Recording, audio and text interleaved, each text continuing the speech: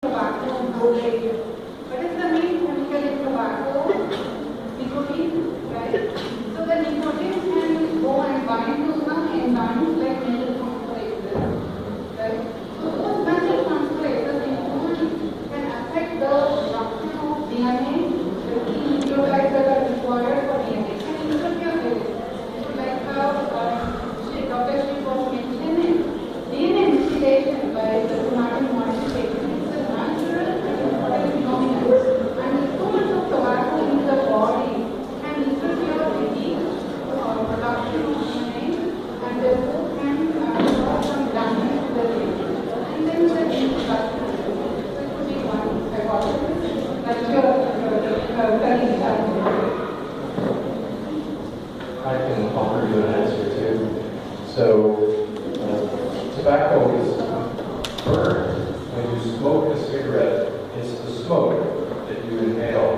So smoke contains hardened, burned carbon products. So smoke or charred material on meat, or a burnt part of gun, something that comes from a tambour oven, these all are charcoal or soot or smoke. And all of these compounds cause mutations to DNA and are mutagenic. So normally our bodies have repair capacity. So we repair the DNA damage that comes from these products. But sometimes our repair capacity can't keep up. And so that causes mutations that lead to lung cancer. Does that answer your question?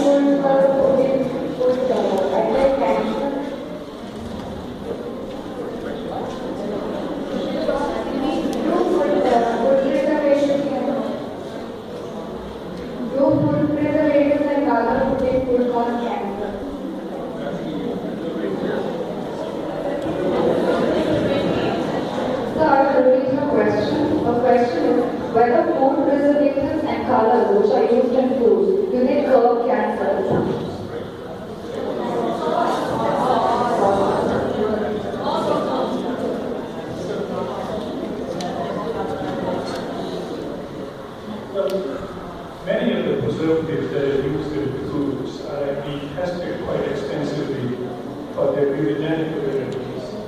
But even after all that, there could be some preservatives that potentially could be carcinogenic. But in countries like in the United States, anytime you use any preservatives to preserve food, it's required to go through extensive testing process. And there is a study and stuff to make sure that those preservatives don't cause any human diseases. But every testing process has its limitations. Sometimes we learn later on that the tests we use are not good enough to be able to test the carcinogenic abilities or properties of those compounds. So I would say that not all preservatives will cause cancer, but some of them potentially could. And my recommendation would be that done in moderation, most of these things probably are okay. But it's really when smoking or other things or drinking, when they're done in excess, that is when their side effects will come out for all these. So I don't believe that we stop really too many foods that you can preservatives, but just be careful not to overdo it.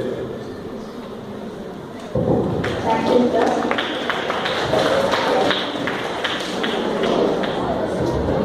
I've read in many magazines that they explain about autism, that but I can understand what exactly it was. So I wanted to explain.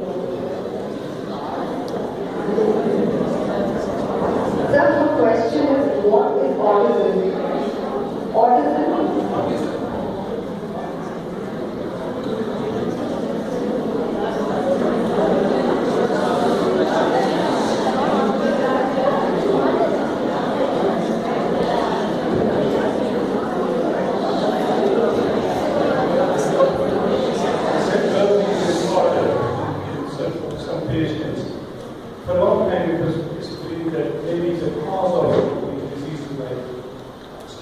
in autism, other schizophrenia, and mental disorder, that people believe, and still believe, that many of those diseases are probably caused by alterations in DNA and other chromosomes.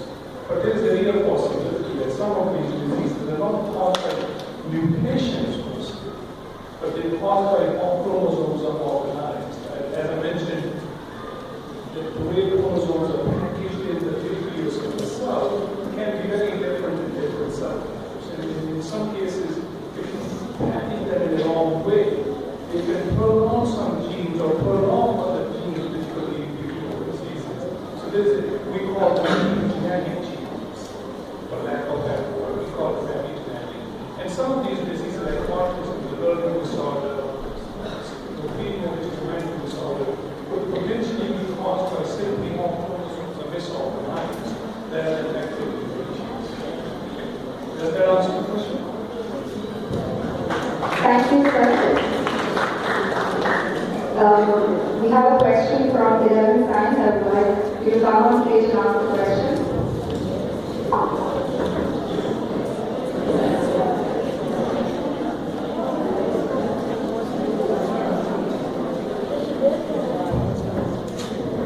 When we already know that tobacco use can cause cancer, and there's no awareness that you have to stop use of smoking and tobacco. Even now the production of cigarettes, that is the tobacco, is still going on. And on the packets of the cigarette packet, on the back it only says you're not supposed to use. Why do companies who make cigarettes, they only advertise that you should not use, and still the production of the tobacco, that cigarette.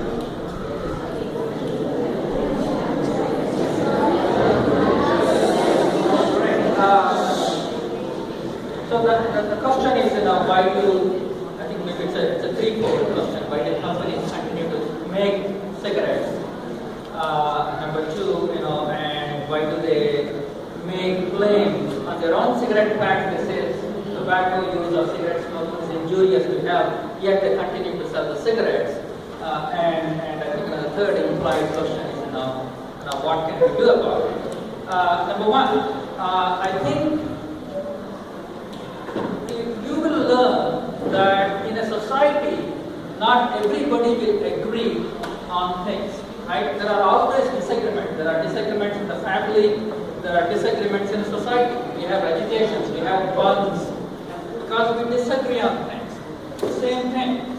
So a number of us who are dedicated our lives to either understanding cancer or addressing cancer or treating cancer have counterparts whose priorities are not about health or disease, but about making profits, making money, right? And the tobacco industry is exactly of that kind. The tobacco industry knows exactly what it is doing, right? And their claim is we employ a lot of people. When people buy our products, they pay a lot of taxes. So the government is able to get a lot of tax money, right? That's their claim. That is not completely accurate. The truth is, we spend more money on treating tobacco and the consequences of tobacco than we make from tobacco use and the people it employs. But that is how they scare people. They scare people, they scare governments in saying that if you close the tobacco industry, a lot of people will be jobless. Right? So that's one of the reasons. So it's a big bet. We have been fighting for that battle in the US for almost 50 years now. Ever since the Surgeon General's report came out in 1964, they have been fighting that battle in the US. And that will continue to be a battle. That will be the next frontier in India. Even though Indian government, Indian public health scientists, Indian cancer scientists know tobacco use is bad and they are trying their level best to prevent tobacco use, the tobacco industry in India is fighting very hard. And I think it takes all of us to continue to fight that battle, number one. Number two, why is it that they continue to sell cigarettes even though on their own cigarette packs they say it is harmful to the health? That is because they want to make the claim that, look, we are telling people it is bad for them. So we have done our job, right? So if people continue to smoke, it is their problem. That is a way of what we call as abdicating their responsibility and putting the responsibility on the users instead of understanding that, as you were rightly saying, nicotine is an addictive drug. It's not easy to quit once you pick up that habit. So the tobacco industry is one of the biggest liars. They have done everything and anything to manipulate people's opinions, people's knowledge, and the government policies to continue to really sell this drug, which is killing 5 million people a year all over the world. So I think these are some of the reasons why it continues. But there is hope. There's a lot of good research. That good research is translating to good policies, and those policies will have an impact. We will win over tobacco.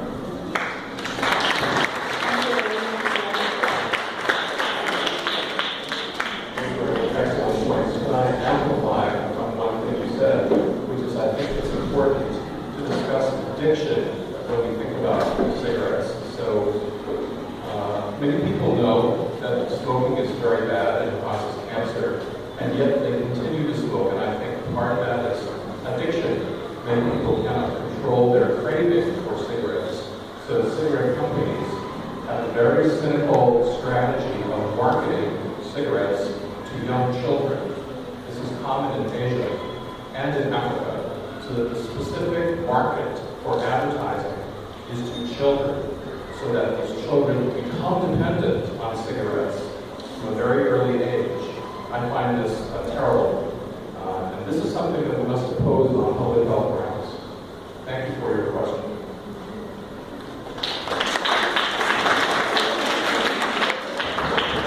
Okay, our next question.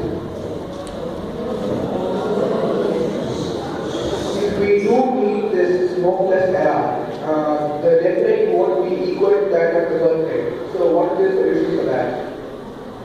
Because people smoke, they die. If people don't smoke, the birth rate will be more. So the population increase die. So what is the solution to that?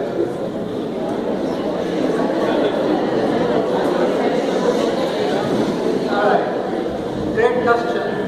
In fact, tobacco industry also uses an argument sometimes. So, number one, indeed, if we continue to reduce the incidence of smoking, it is likely that fewer people will die prematurely. For example, in the United States, we know that 4 lakh people die prematurely because of cigarette use, tobacco use. In India, as I said, 10 lakh people. So it is correct that fewer people will die, but that has nothing to do with birth rate, right? Birth rate is a completely different problem and different issue. But the implication in your question is, so people will live longer, and is that a problem? Is it an overflow of population? We have 1.2 billion people in the country. Is it that going to cause a problem? My point about that is, right now, we are spending so much money on treating people. As I said, Karnataka alone spent 900 crores of rupees on treating people because of tobacco-related diseases.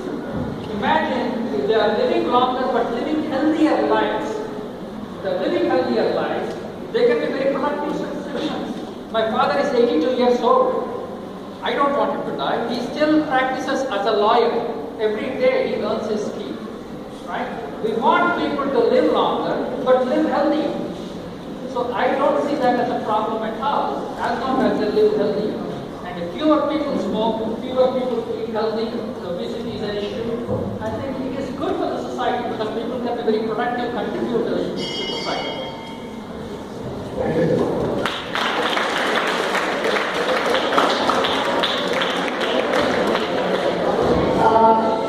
Today's last question will be asked. It is a question which is going to help all of us who will in the future take up the biology field. It is a question I answer which is not related to the topic of cancer or tumors or anything. I have taken up PCMD. I don't want to become a doctor. Is there any field in biology other than becoming a doctor which I can take it up as a career. So can you please emphasize on those themes?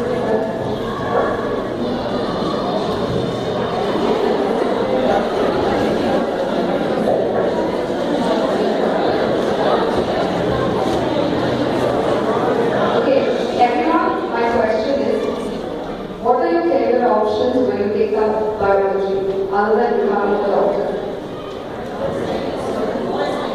Or a scientist? So, you took my options away from me.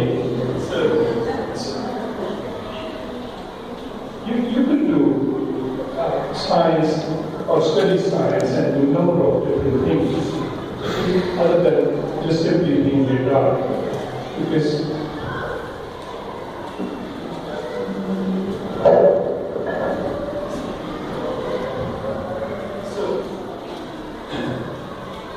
there are a number of options. In fact, of course, you could be a scientist and you could be a doctor scientist. And folks who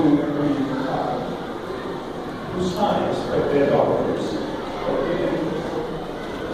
You can do a number of other things after studying biology. You could, in fact, become a politician and be a health minister. And you could do other public work where you have some member of the organization, an NGO, where you could go meet the leaders and parts of the world, which probably not have enough funding for treating patients. So there are a number of things you can do. I don't know if you have anything in particular in mind that you're trying to think about that you think you would like to do. Is there any particular area that you're interested in? Maybe I ask a question. Geneticist. Okay. So, as a geneticist, of course you could do research. There are a number of human diseases that at the moment, the cause of those human diseases is unknown. And as a geneticist, it's a huge deal that you would pinpoint which particular gene is mutated or which part of chromosome is altered that human disease. Once you know that which gene is altered or which part of chromosome is altered, that opens up so many different options to be able to treat those diseases. During the conversation earlier this morning, we heard the story actually that there was a patient who came to clinic and they did not know why the person got cancer. And nowadays, there are so many different tools available. You can take cancer sample from that person, sequence all 23 chromosomes, which took a number of years to sequence initially, allowing you to do it probably in one night. Put the samples on the machine learns overnight, next morning you will know all the sequence of 23 chromosomes, and you will compare to the normal cells and you will find what happened to those cells. So, as a geneticist, it's really, right now is a very exciting time to be able to find cures or to pinpoint causes of diseases. I would highly encourage you to go in science, explore different options, find your passion, and then maybe go into one of these areas and see if you will be able to do some good work. Thank you very much. We now have our Professor Dr. Logan to wind up the session.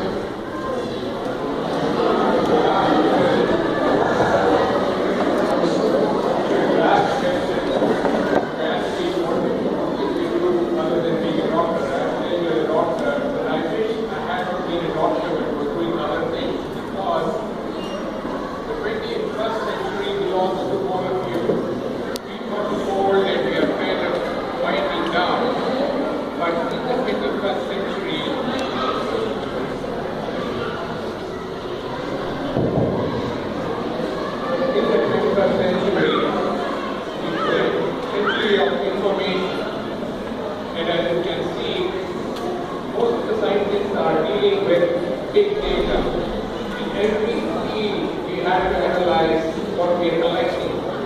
So each one of you can branch off into social sciences like Dr. Vishwanath, or you can go into bioinformatics, or you can go into pet research, or at a molecular level.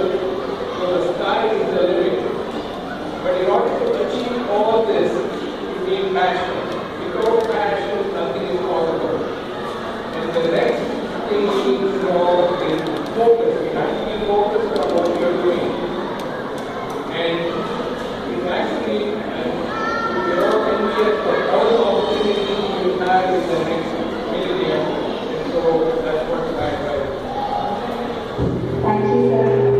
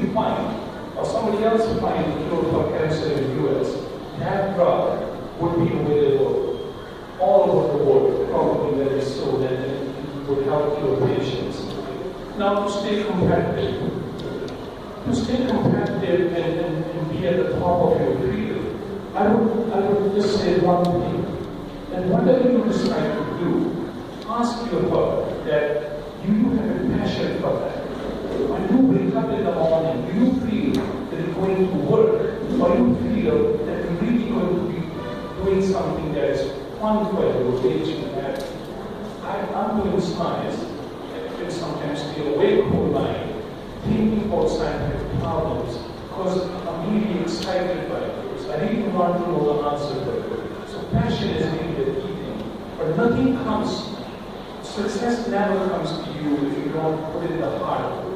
Just being passionate about something is not enough.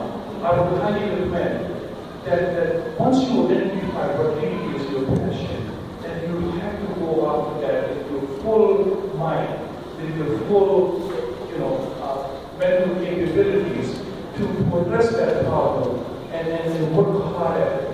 There will be challenges, there will be days you will feel down, there will be days you will feel, what the heck was I got into this. But always focus on at the distance and see where it might be. What will be the potential outcomes once you succeed? Keep that in foresight, but do work hard to achieve those goals.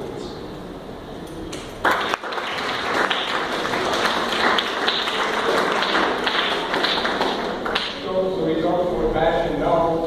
Failure is very important, and our next speaker will tell us how important failure is.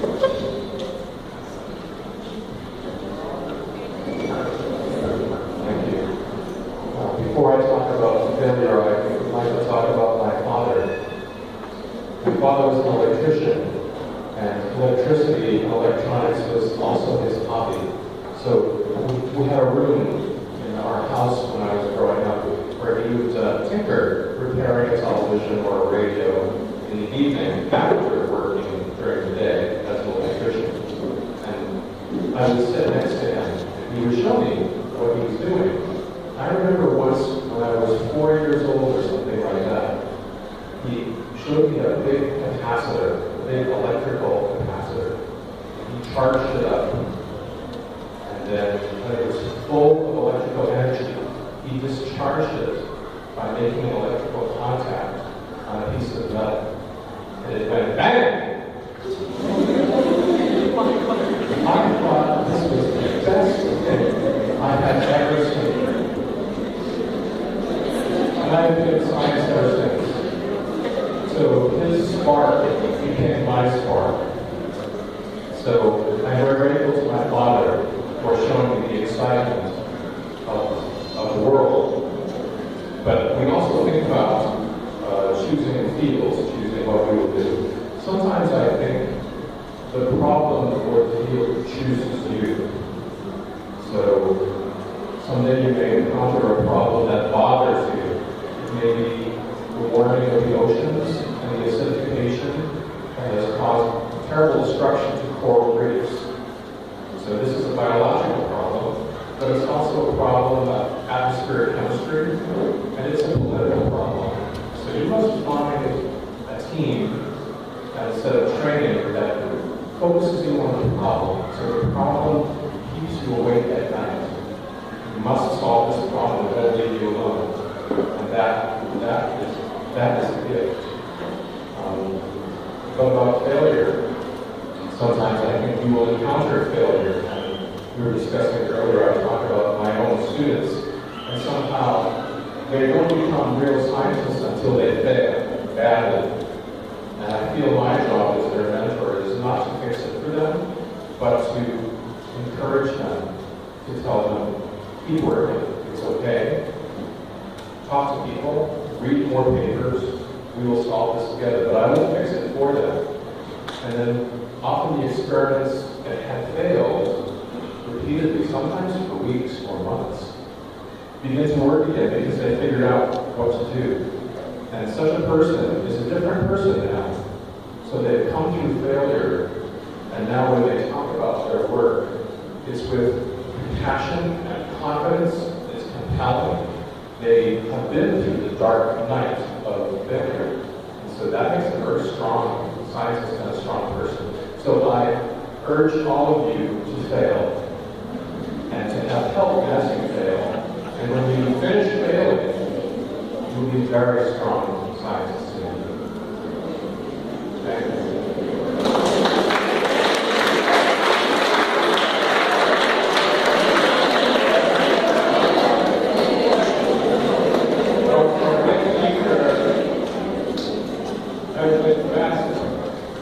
Knowledge because of the field in which he is. And we have here an era of big data. We have IBM next door, and you can be a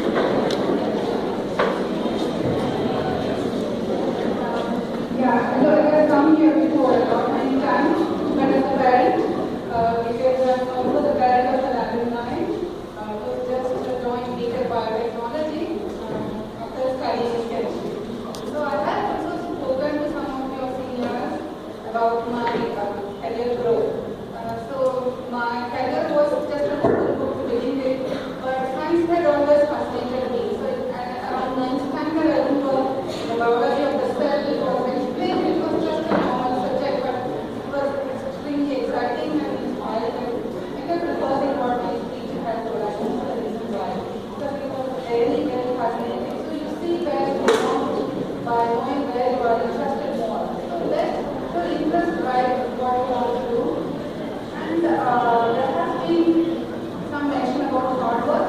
There has been a very good advice on how failures are important. So, okay, to begin with, I had always been interested in science. So I did my bachelor's and then my chemistry and bachelor's and master's in chemistry. And my master's was in the Institute of Technology in Chennai. And every time one teacher or the other found something in me which I hadn't noticed myself. So they would always come and tell me later on, child, you are interested, you are passionate, you should do this.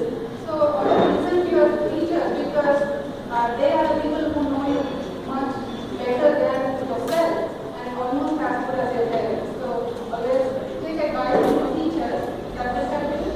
And my master's, I knew I wanted to continue on science because I had a role model, a family friend who was in research. So I also enjoyed research and it wasn't easy. There were failures. So we learned from them and we learned to become more strong because things are not laid out in front of you. You have to try out your own experiments and that's where I think the curiosity for the science also happened. And I did my PhD in Indian Institute of Science. And from there on I went to UK, first in London and then in Cambridge for 6 years. I worked in a crystallography lab where I pursued biomagnetism. And then I really National Center for Biological Sciences, only 15 minutes away from the institute, but I really in the lab. So I welcome you all to come and visit NCTS, that is called INSHOT, because our lab is just one aspect, but there are 30 other labs doing wonderful science. You can all come and have a look at that. And I'm sure Dr. Shetty will take you to that. And about my own advice, so that's the career part. Okay, and I have an advice to give you because you heard about hard work, you heard about failure, and let me focus on success. This is okay. Yeah, so success is not something which happens overnight, right? It comes by hard work, it comes by economic failure, but how to handle success? I would urge you to think that every time you win an award or you become first in the class, I think we should learn to be more ambitious because getting one is not sufficient. So we are saying higher and higher. And also always try to keep your thoughts humble because there are many people out there who are as good as you and better than you. Should never let yourself become arrogant just because you have succeeded. That is important. And never try to judge or underestimate people, your colleagues around you because they all have their individual strengths. So always try to respect and get good things from each other. So that I think is important and try to work as a team so that you all can do better and not more successful. And last of all, never ever forget that people who have helped you come out in life, be it the school or your teachers or your colleagues, always take time to thank and give back to them what they have given you.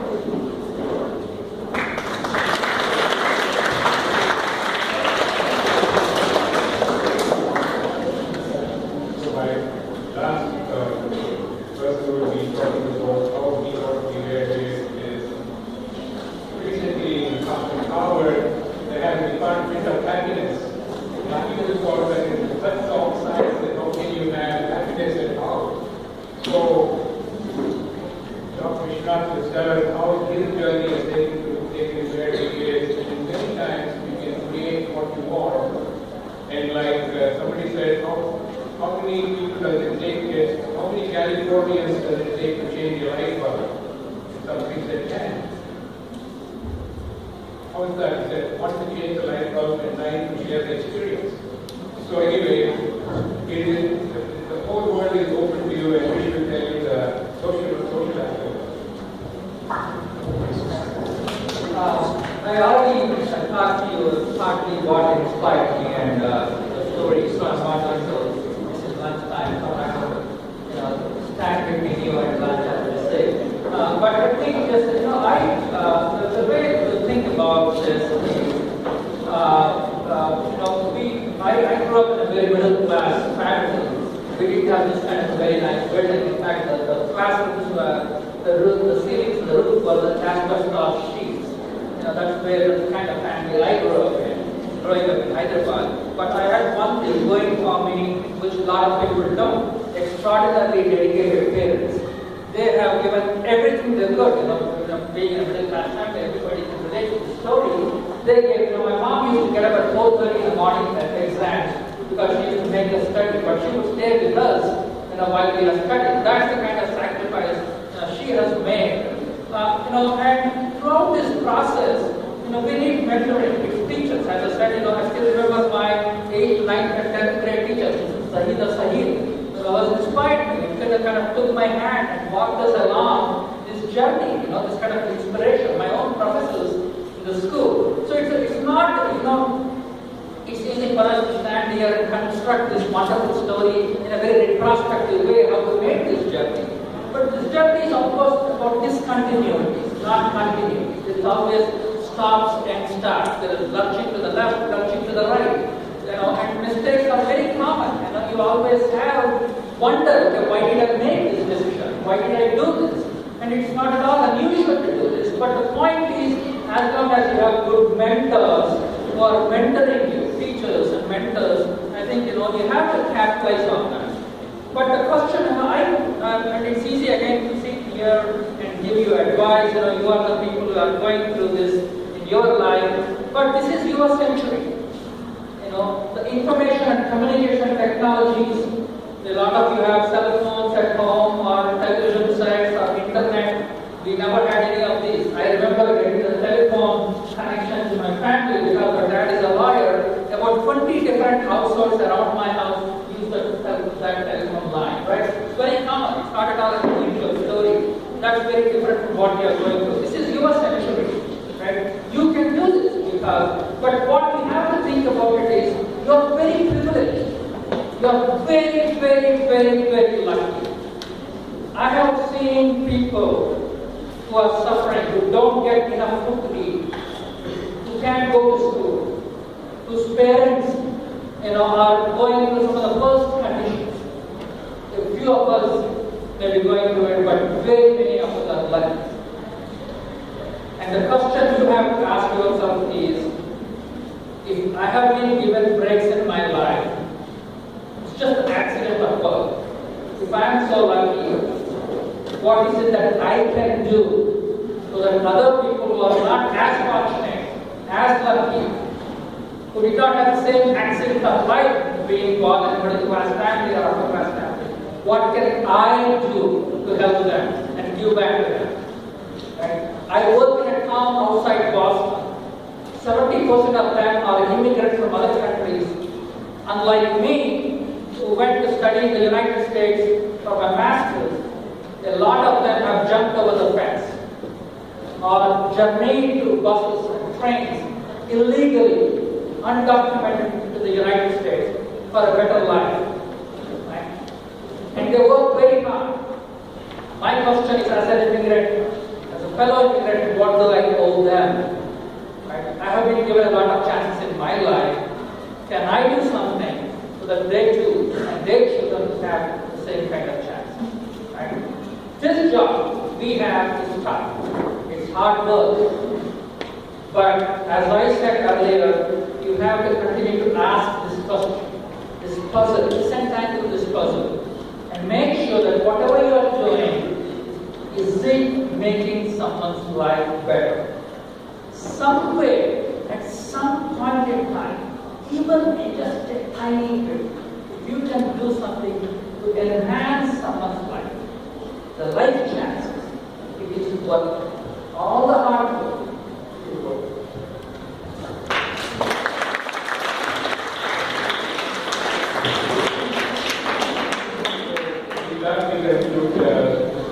Thank you all for having us here. And I have three more to say.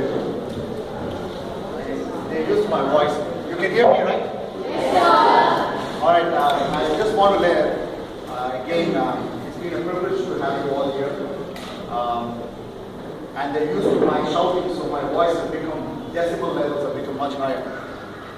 there are certain things that I want to share with you, and I have made my chat with you less frequent. If you have noticed, I don't come to the school many times because one, to a certain extent, I think I want to let you make your own paths. I cannot keep telling you this is the way to go, but I want to share certain things with you. And these are the things that I would like to tell you. The other day I have a daughter in the school, 2 daughters in the school. The other day I was taking my daughter in a car and she said, you know, in this college they have invited this DJ, this world-renowned name DJ who's going to come. Then another college has got an actor called Shahid Kapoor has come. Yes? So it says a bus goes around. These are the Shahid Kapoors of science. These are the DJs of science. Is there a bus? And why is there not a bus? This is the question to you. That is what is important. I can get Shahid Kapoors and Hrithik Roshans. You will like to see them once, but that's it. After that, what? I can get them like that. I can. But then what? But here are the Shahid Kapoors and the Hrithik Roshans of science, but they'll give you happiness for life if you follow what they have said. They'll give you happiness for life. Not that one time, oh, I saw Shahid Kapoor, yeah. Oh, he's so cute. Alright, he's cute. After that, what? I can get them, people. But that's not the intent of starting this school. That's not it. They're much beyond. The intent is, Shahid Kapoor came to another school or college. But I'm trying to make you Shahid Kapoors. Every one of you. Every one of you should be a Shahid Kapoor.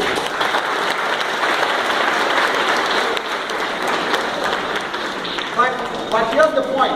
The point that you're missing is, these are much bigger than Shahid Kapoors and the Hrithik Roshans because they have stayed firm, and he was talking about passionate. You have to be passionate about something. To be passionate, we set certain systems right. But even that, you didn't want to follow because you thought, oh, I have to do project here. If you ask them what is project, ask them what is project. And I wanted them to know this because you know what these gentlemen and Mr. Sudhamani are doing, Dr. Sudhamani they are doing. They are going around and telling you how to be excited about science. And one of them said that it's an exciting period to be living in. Why? Is because somebody donated $250 million to Indian Institute of Science to do brain research. Recently, about 6-8 months ago. $250 million was written, a check was written to Indian Institute of Science to do just research on brain. The largest General Electric research laboratories around the world is in Bangalore. And one of our students was the #1 rank holder for GE. It didn't happen by chance. Suresh Babu, your alumni, your senior, became the #1 rank holder of the whole country in GE Electric. How did that happen? Would you like to speak to Suresh Babu? It happened because of power. It happened because of power. Nothing else. I have so many SMSs from your seniors who are telling me that, sir, we didn't know this is the process of the school. We didn't know. Now when I go to the US, Iowa University, Michigan University, we have students from our college school who say, I didn't know, I fought you. I fought the teachers. I didn't want to do this, but now everything's become easy. Harsha, every day I have a new SMS. The point that you have to understand is you are living in an exciting period of time. Molecular biology, cell biology. You talk about genome sciences. It's not happened as much as it should happen in India. This is exciting period, and Rishabh, you say you're good in computers.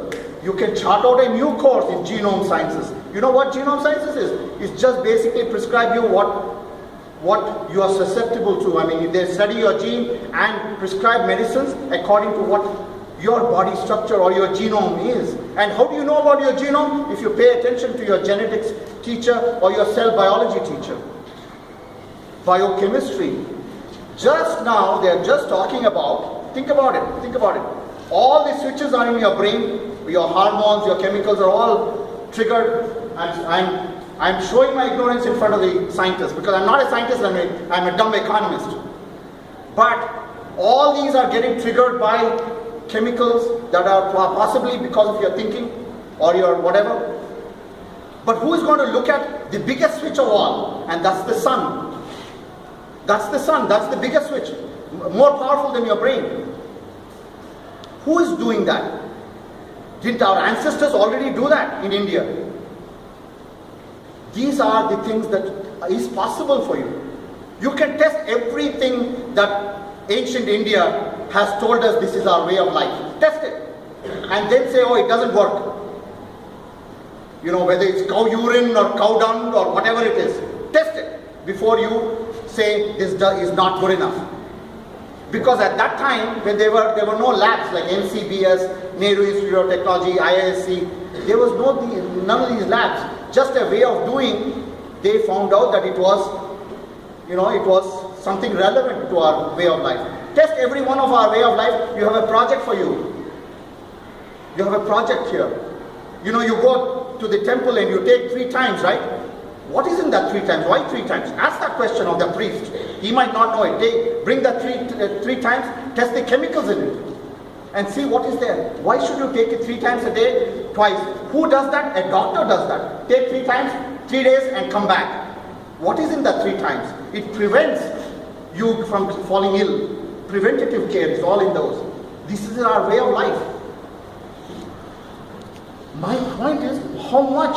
Why do I not come and speak to you? Because every time when we show you a nice path to say you will reach these rock stars faster and better, and you can bring along, you fight the way and say we don't want to do it. This is why I communicate less and less to you all. Because what else? That's what I was sharing. That's what I was sharing. When you become teenagers, you do not want to follow. Fair enough. But you do the fundamental work properly.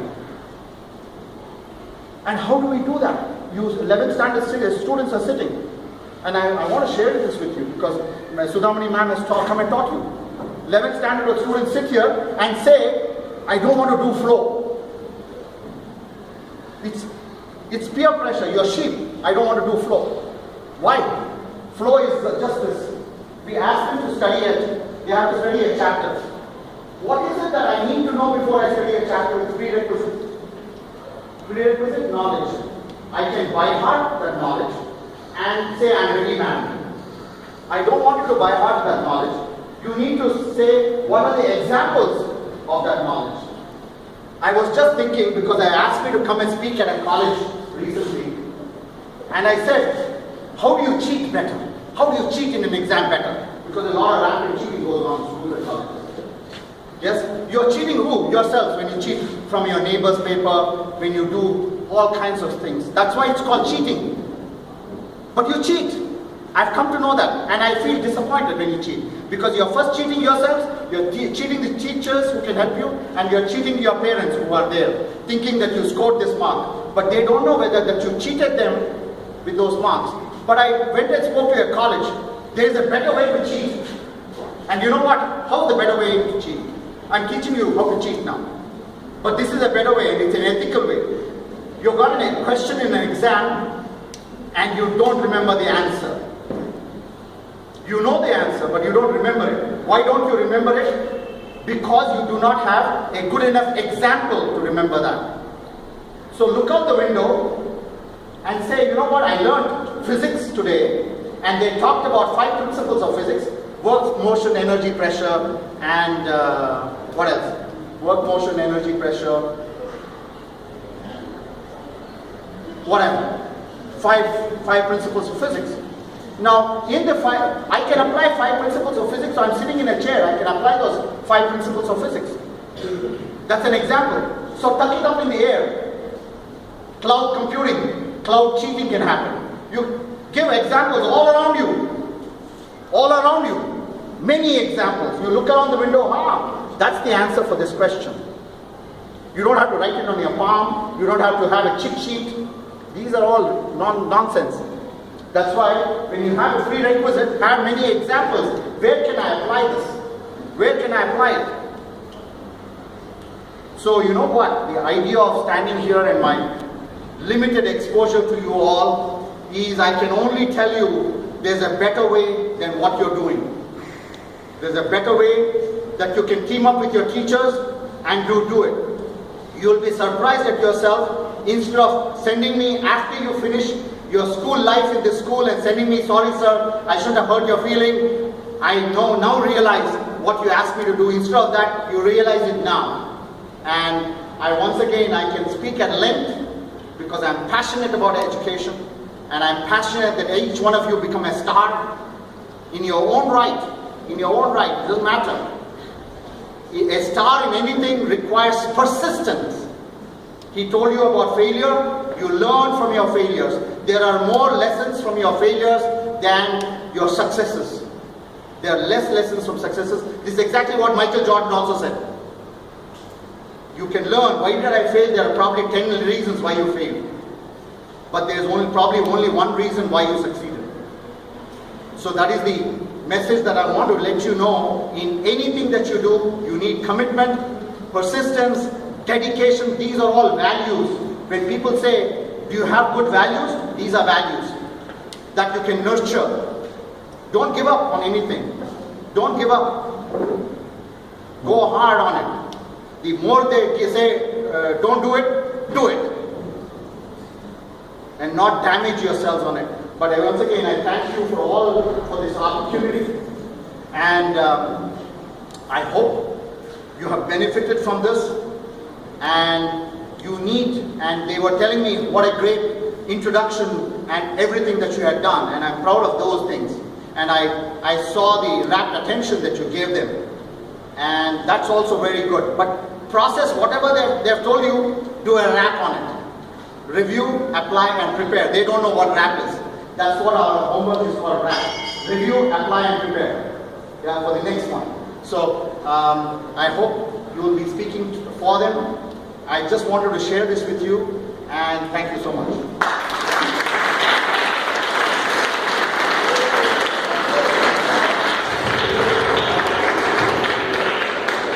Thank you very much, sir. We realize today that science is not just a subject, but science